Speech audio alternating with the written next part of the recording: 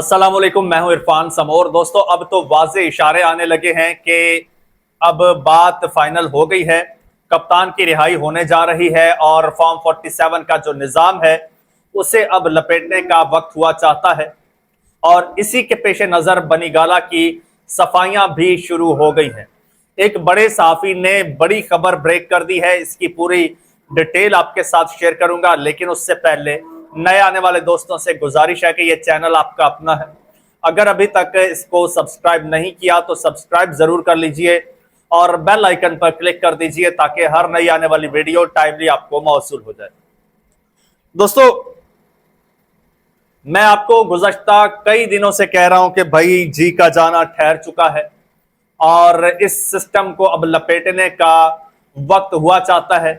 कप्तान की जरूरत पड़ गई है और कप्तान की जानिब हाथ बढ़ाया जा रहा है।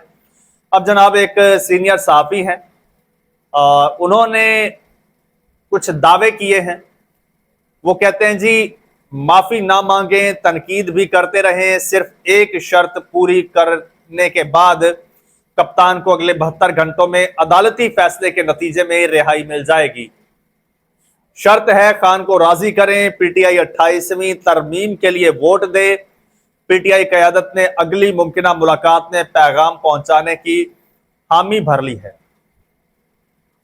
फिर वो साहब कहते हैं जी, 17 अगस्त से 27 सितंबर 40 दिन इंतहाई हंगामा खेज होंगे।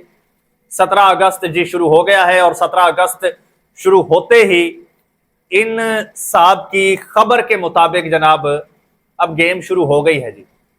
सुप्रीम कोर्ट से जनाब शुरुआत हो गई है। वो मैंने गुज़श्ता वीलॉग में कुछ चीजें बताई थी, आज मजीद बताता हूं जी। अब ये लिखते हैं जी, मोहसिन नकवी की बैरिस्टर गौहर से आज की मुलाकात इंतहाई अहम थी। बैरिस्टर गौहर के घर मुलाकात की है जी मोहसिन नकवी साहब ने। बज़ाहिर तो उनकी वालिदा की ताज़ियत के लिए गए थे, फिर इसाक डार साहब भी गए हैं। अच्छा, वो कहते हैं फैसला साजों ने कार्ड शो कर दिए हैं।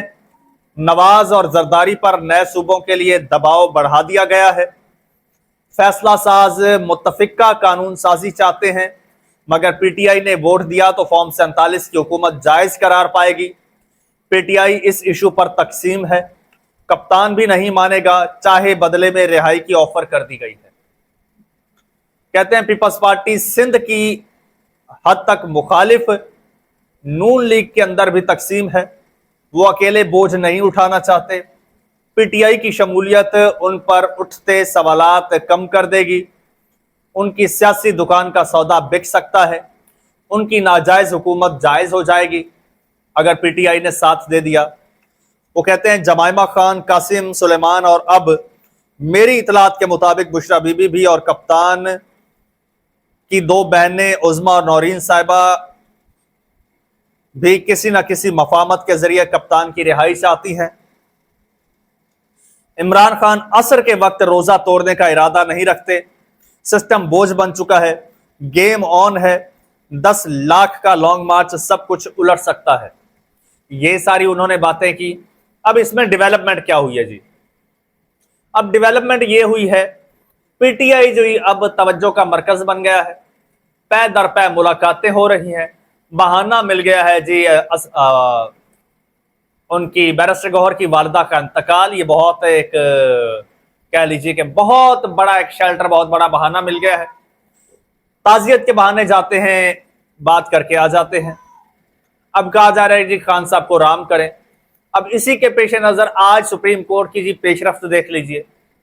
अब सुप्रीम कोर्ट में जो रिपोर्ट जमा कराई गई है जेल इंतजामिया की जानिब से, वही जेल इंतजामिया जो कहती थी कि इमरान खान साहब तो बिल्कुल फिट हैं, किसी चीज़ की उनको ज़रूरत नहीं है, कोई मेडिकल की ज़रूरत नहीं है, कोई ट्रीटमेंट की ज़रूरत नहीं है, बहुत अच्छा ट्रीटमेंट हो रहा है, किसी किस्म की कोई कमी, कोई शिकायत नहीं है। आज उन्होंने जो पिम्स अस्पताल की रिपोर्ट अदालत में जमा कराई है, उसने तो जनाब छक्के छुड़ा दिए हैं सबके।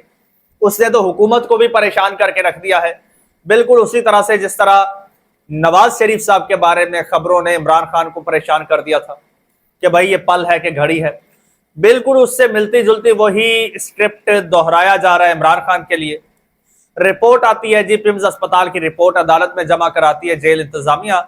जेल सुपरिटेंडेंट, जिसमें लिखा होता है कि जी इमरान खान साहब का जो बीपी है वो फ्लक्चुएट कर रहा है, anxiety level plus plus plus है, यानी कि इंतहा दर्जे का एंग्जाइटी लेवल है, डिप्रेशन में है और शदीद जहनी तनाव में है इमरान खान साहब।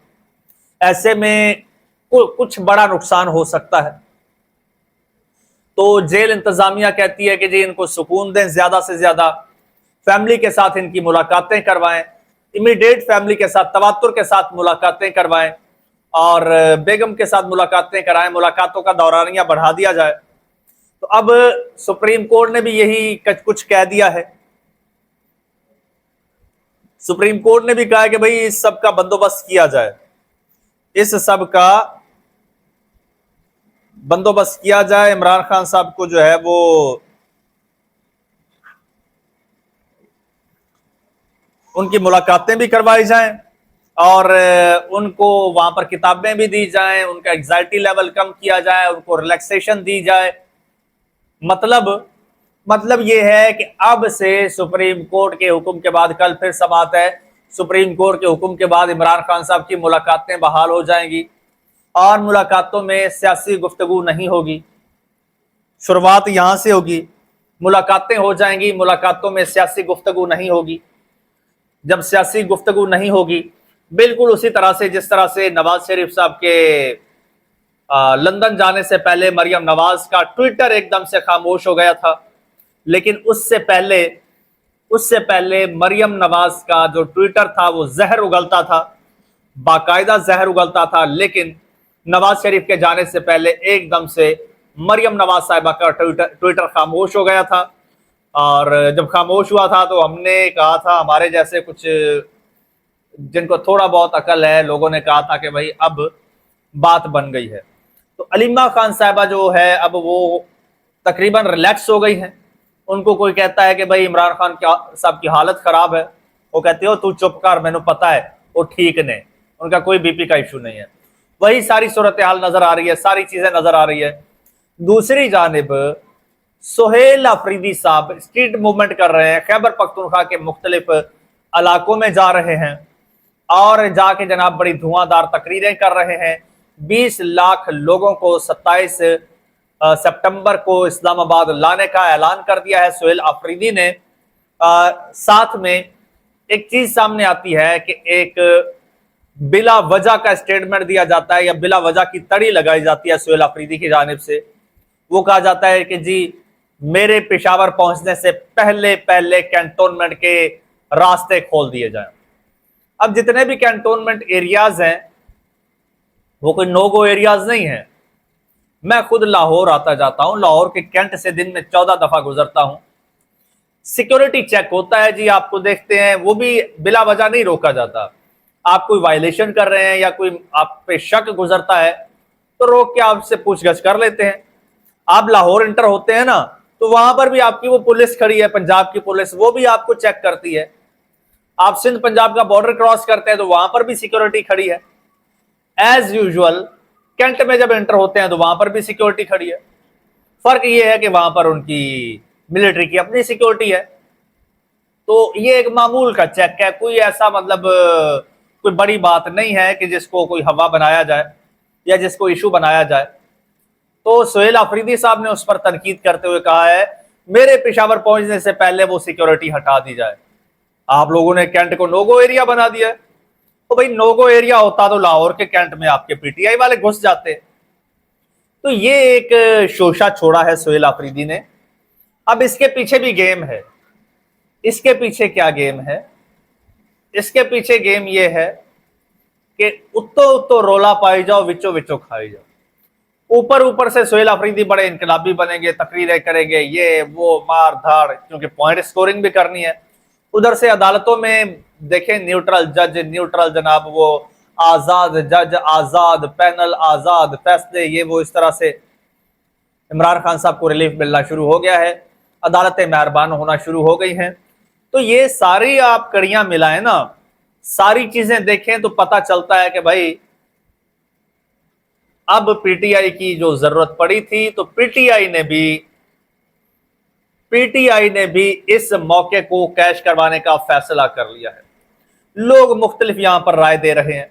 कुछ लोग कहते हैं कि वक्त असर जो है वो पीटीआई रोजा तोड़ रही है, उनको शायद ये नहीं पता। और मीडिया के लोग कह रहे हैं, मीडिया के लोगों को शायद ये नहीं पता। मैं एक मिसाल दे देता हूं, मैं एंकर हूं, मेरी शिफ्ट होती है 8 घंटे की, 8 घंटे मैंने खबरें पढ़नी होती हैं। आखिरी घंटे पे मुझे आके जनाब डायरेक्टर न्यूज साहब कह देते हैं, इरफान साहब अगला जो आपका रिलीवर था, जो एंकर आ रहा था, उसकी कोई मजबूरी हो गई है, वो नहीं आ सकता, लिहाजा आपने डबल शिफ्ट करनी है। आपने या फिर आपने कोई 2-4 बुलेटिन, 2 बुलेटिन और कर देने हैं या 1 बुलेटिन कर देना है। तो इस तरह से मेरा वक्त बढ़ जाता है। यानी 8 घंटे और ड्यूटी की है, मुझे 8 घंटे और भी करनी पड़ सकती है। और ये हमने किया है, मुतादिद बार किया है, ऐसा हो जाता है।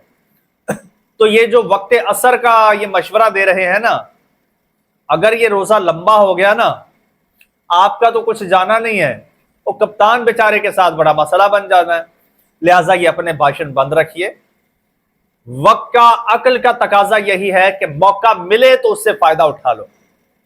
हमारे एक टीचर थे, तब हम छोटे थे, टीचर हमें पढ़ाते थे, एक बड़ी मोटिवेशनल बातें भी करते थे। वो कहते थे, देखो बेटा, आपने एग्जाम की पूरी तैयारी करनी है, आपने चीटिंग पर रिलाय नहीं करना, आपने चीटिंग का सोचना भी नहीं है कि मैंने चीटिंग करनी है। पूरी तैयारी करके आपने एग्जाम हॉल में जाना है। लेकिन ड्यूरिंग एग्जाम अगर आपको चीटिंग का मौका मिलता है तो आपने उससे फायदा जरूर उठाना है। आपने चीटिंग पर रिलाय नहीं करना, लेकिन अगर मौका मिल गया है तो उससे फायदा उठा लो। तो इमरान खान साहब को यह मौका मिला है, और ये ऐसा मौका है कि जो इस पूरे सिस्टम को उठा के साइड पे फेंक देगा और इमरान खान को मसनदे इक्तदार पे बिठा देगा। और अब इमरान खान आएगा तो 2/3 मेजॉरिटी के साथ आएगा। और ये मेरा ख्याल में अल्लाह ताला ने इमरान खान को एक बहुत बड़ा मौका दिया है। इमरान खान साहब को इसे जाया नहीं करना चाहिए। मजीद दोस्त इस बारे में क्या कहते हैं, कमेंट सेक्शन आपके लिए है।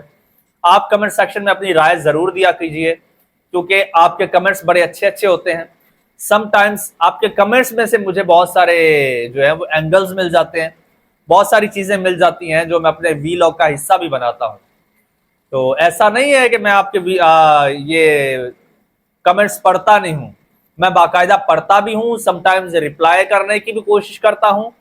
लेकिन रिप्लाई से ज्यादा जो कमेंट्स मुझे अच्छे और फ्रूटफुल लगते हैं, इंफॉर्मेटिव लगते हैं, तो उनको मैं अपने वीलॉग का हिस्सा भी बनाता हूं। आपने शायद ये एक्सपीरियंस किया हो, नहीं तो आज आगे करके देख लीजिएगा। फिलहाल मुझे इजाजत दीजिए, अल्लाह हाफिज़।